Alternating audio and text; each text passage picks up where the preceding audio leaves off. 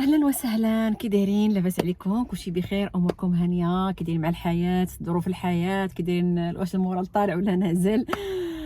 المهم، خارجه هاد العشيه نقضي شي اغراض خاصيني هكايا. المهم راكم عارفين، وتا الانتباه ديالي واحد الموضوع، والله دائما هذاك الموضوع كان زعما كيضرني في خاطري صراحه، وديما كنبغي نهضر عليه، وكنقول ماشي اليوم غدا، ماشي اليوم ماشي غدا، اليوم مكتب انني نهضر فيه.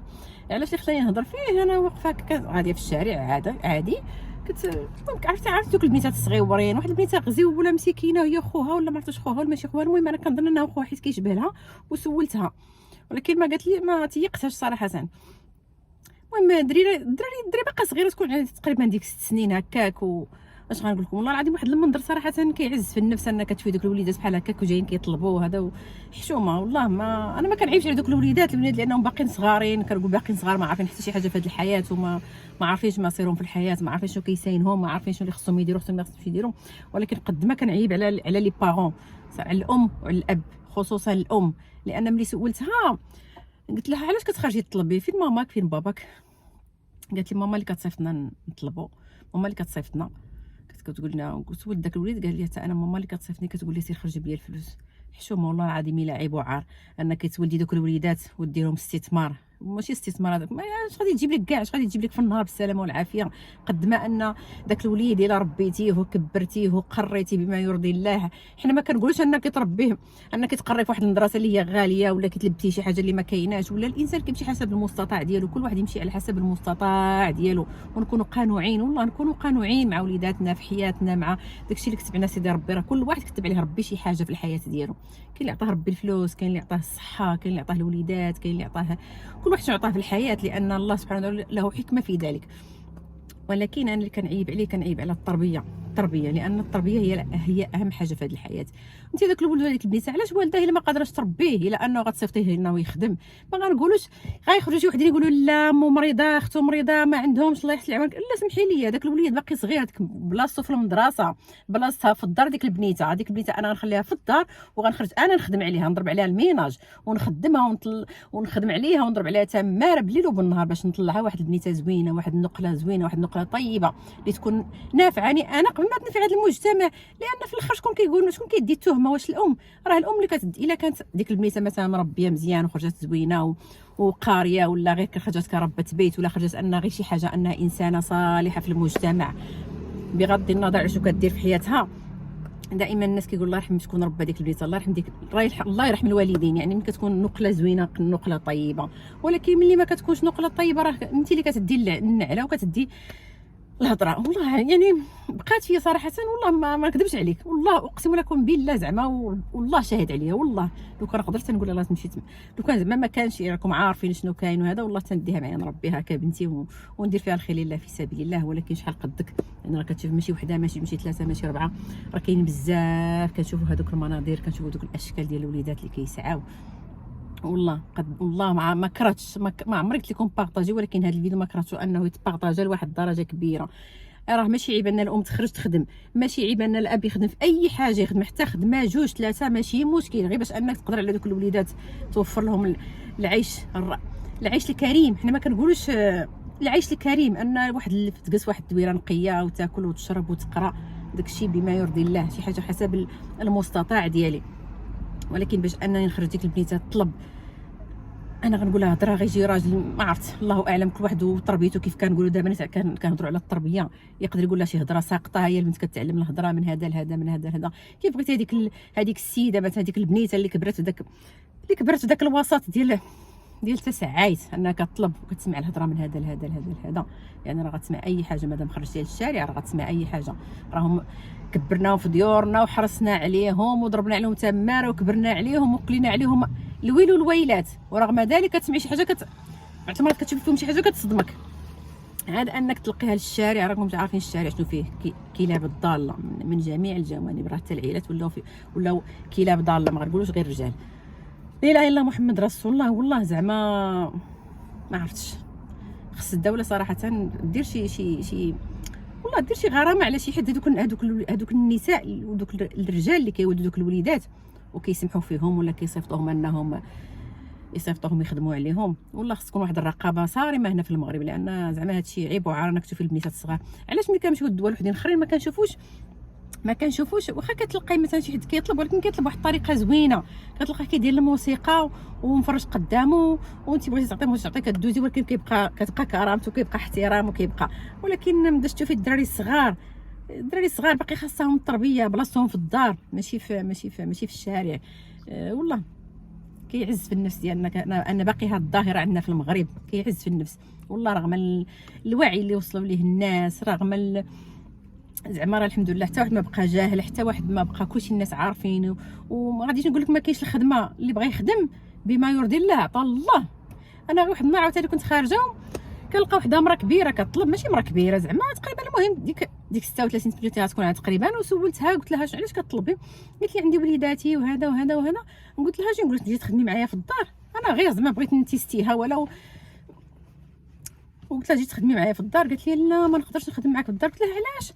قالت لي لا داكشي اللي كيعطيو في الديور ماشي بحال داكشي اللي غادي نجيب مثلا من الشارع، مثلا كان غادي ندخل كثار وهذا وهذا وعندي طلبات. قلت من طلبات؟ قالت لي لا راه سميتو خدامه انا وراجلي خدام، ولكن داكشي على قد الحال وهذه المهم كنعاون، المهم هادشي كيجيب لي اكثر. يعني فهمتوا لان ما بغاش تخدم، يعني باغاها ساهله، باغا شي حاجه ساهله تخدم بها، هادشي اللي بغات. كيف قلت لكم ملي كتشوفي ديك السيده ان يعني كيف انا حطيت على هذيك الفكره، مثلا عطيت هذاك الراي، راه تلقى الالاف بلا بيا انا مثلا نطرح عليه هذاك، يقولها مثلا واش بغيتي تخدمي معنا مثلا تعاوني معنا وحنا نتعاونوا معاك. يعني راه الانسان راه كيشوف بعينيه، انت غتخدمي مع واحد الخدمه اللي هي شي حاجه اللي هي باينه، وحنا غنعطيوك الواجب ديالك. وربما كاع تجيني واحد المحنه لله في سبيل الله، عاوتاني قلبي يضرني، غنحن في دوك الوليدات، غادي نعاون ماديا، غنعاون شي حاجه معنويا، غنعاون. راه الدين الاسلامي ديالنا وصانا على التعامل ثم التعامل. وكيف كنقول لكم يعني ما عرفت انا هاد الناس هادو ماشي قضيه التعامل، وانما ما فهمتش واش ما عندهمش كبده على وليداتهم، واش ملي كيشوفوا دوك الوليدات داخلين في ديك الحاله. تصوري 11 د الليل وكتلقاي البنيته والدراري الصغار كيجريو في الشارع وكيطلبوا هذا. يلا اليوم غتخرج سالمه، غدا غتخرج سالمه، بعدا ما غاديش تخرج سالمه. تقدر تلقى مع شي واحد مريض في النفسيه، تقدر تلقى مع شي واحد سكران، تقدر تلقى شي واحد كيتعاطى شي نوع من المخدرات، وما عرفت كاع فين غادي يوصل الموضوع وغادي يكبر. وديك الساعه غادي تبقى تقول بنتي ولا ولدي. لا قبل ما نوصل انا ولدي ولا بنتي يوصلوا لديك المرحله، انا نحاول نجمع وليداتي، نحاول ندير عليهم واحد الحصار. راه حاشاكم الحيوان ملي كتشوفي كيفاش كيهز ولده، ولا القط ولا الكلب ولا حاشاكم هكا، كتلقى ملي كتقربي ليه الولد ولا هكا سميتو كيبغي يعضك. ما بالك الانسان، انا كنتي تولدي واحد البنيته وما عرفاش مسكينه، ما عرفا حتى حاجه، ما عرفاش باش غتواجه، ما عندهاش واحد السلاح باش غتواجه الحياه ولا باش غتواجه الكلاب الضاله، وانت مصيفطاها تجيب لك الفلوس. لا اله الا الله محمد رسول الله. والله زعما بقى فيا هادشي اللي كنشوفو بزاف صراحه، كيعز في النفس. ولكن لا اله الا الله محمد رسول الله. والله كنوجه رساله ديال هاد الامهات، خصوصا هاد الامهات اللي كيخدموا ولادهم هكايا، ولا اللي كتصيفطها للديور تخدم في الديور باقا صغيره مسكينه، وكتقدر تلقى مع شي عائله، فهمتي، شي عائله اللي لا اله الا الله محمد رسول الله، وتبقى تكرفس عليها. ومن تماك البنت كتطلع حاقده على المجتمع، كتطلع حاقده صافي، كتربى فيها ديك العقد النفسيه في قلبها. يعني ما يمكنش هذيك غادي تطلع لك شي اسره اللي هي سويه، ولا غادي ملي تكبر غادي دائما يكون عندها واحد العقده في نفسها من داكشي يدوزوا عليها الناس في الديور، ولا بزاف د المسائل، ماشي غير الديور. يعني ما كنعممش، يعني بزاف د المسائل. والله راه الانسان راه كيف كيقولوا راه التربيه غلبت الاصل. يعني شحال من زوبيه كتولي جامع، شحال من بلاصه كتكون غير هكا زباله وكتنقى وكتلقى تبنى فيها جامع ولا موبل ولا جرده، ولا كتكون شي حاجه زوينه. علاش؟ لان لقات العنايه، لقات اللي يفهمها، لقات اللي يسقيها، لقات اللي ما بالك ان ديك البنيته ولا داك الوليد راه طرف من الكبده ديالك. والله انا ما نقدرش انا ولدي ولا بنتي نشوفوا شي، ما كنتخيلش حتى مع نفسي يكون في شي خدمه ويتكرفس عليها شي واحد غير بالهضره، ولا يطيح منها ولا هذا، ما نتقبلهاش. نقول لها جلسي بحالاتك، انا نخدم، الله يجعلني ما نخرج نضرب عليهم الميناج كيف قلت لكم، وما نخليش انا بنتي ولا ولدي تعرض لهاد زعما تحط في هاد المواقف هكايا. لا اله الا الله محمد رسول الله. والله انتبهوا بزاف لوليداتكم، والتربيه اهم حاجه. لان انا كيف قلت لكم كنعاود نقولها، الا ربيتي واحد البنيته، وانا ربيت واحد البنيته، وهذاك ربى واحد الوليد، وهذيك ربات واحد الوليد مثلا، راه كنا كنعاونوا وكنطلعوا واحد المجتمع اللي هو زوين، واحد المجتمع اللي هو نقي، واحد المجتمع اللي هو عارف بينه وبين الله سبحانه وتعالى، واحد المجتمع اللي هو خالي من العقاد. هادشي اللي كنشوفوا دابا، هذا الاجرام وهذا اغتصابات اللي كيتعرضوا لها الناس كبار وصغار، بزاف د المشاكل راه اساس ديالها كلها الا جيتو تشوفوا راه كترجع للتربيه. لان خصوصا البنت خصها تربى واحد التربيه مضاعفه، لان هي اللي كتكون عماد الاسره، هي اللي كتكون اساس ديال ديك الاسره، هي اللي كتبني ديك الاسره، هي اللي كتعاون مع الراجل. ما غاديش نقول تعاون، ربما تكون هي كتكون هازه الجانب الاكبر مع الرجل باش انها تربي واحد الجيل اللي هو زوين. ولهذا حاولوا تربيو وليداتكم، حاولوا تضحيو من وقتكم، فهمتي؟ راه ماشي كاين شي وحدين عاوتاني كتلقاها شاده التليفون كتلعب فيه كتلهى فيه، وهي راه مخليه بنتها ولا ولدها كيلعب على برا في الشارع. نتهنى شويه نرتاح من الصداع. والله كنشوف شي نماذج انا بعدا ما نكذبش عليكم كنستغرب لدوك الناس، منين قلوبهم، منين ديك الكبده ديالهم، منين ما عرفت كنشوف بزاف داكشي كثير. الا جينا نهضروا فيه راه ما غاديش نساليو في هذا الفيديو. لا اله الا الله محمد رسول الله. والله مزيدا من الاهتمام، مزيدا من الوعي، مزيدا من الحنان، مزيدا من ما عرفتش نقول لكم، ضحيو، مزيدا من التضحيه من اجل وليداتنا، لاجل مجتمع صالح ان شاء الله. لان دوك الوليدات غدا اللي غادي يشدوا المناصب العليا في المجتمع، هما اللي غيكونوا عماد المجتمع، هما اللي غيكونوا امهات صالحات ان شاء الله يا ربي، هما اللي غادي يكونوا بزاف د المسائل. يعني هما اللي غادي، كيف حنا عوضنا والدينا، يعني حتى هما بغيناهم يعني يعوضونا حتى حنايا بواحد الصوره اللي هي زوينه. الحمد لله دابا كلشي قاري، كلشي فاهم، كلشي الحمد لله، كلشي الحمد لله. ما كاينش العذر، لا مجال للانسان يقول ما كنتش فاهمه، ما كنتش عارفه، ما كنتش. كلشي واضح، كلشي باين، كلشي كيبان، كلشي الحمد لله. سيرتو راه حنا في 2025 ماشي في راه الناس وصلوا لما عرفت شنو. حنا مازال حارسين دوك الوليدات اللي كتلقاهم كيتسولوا في الشارع. حشوم والله لا، عيب وعار، عيب وعار ان نشوفوا دوك المناظر مازال في بلادنا الحمد لله، خصوصا بلادنا الحمد لله غاديه وكتطور، غاديه وكتوصل الحمد لله، غاديه تبارك الله. المغرب غادي في واحد النمو تبارك الله ما شاء الله. يعني الحمد لله كتفرحي انك تشوفي بلاد كلها كتقارن مع دول وحدين اخرين، وربما الا ما قلت حتى احسن من دول وحدين اخرين.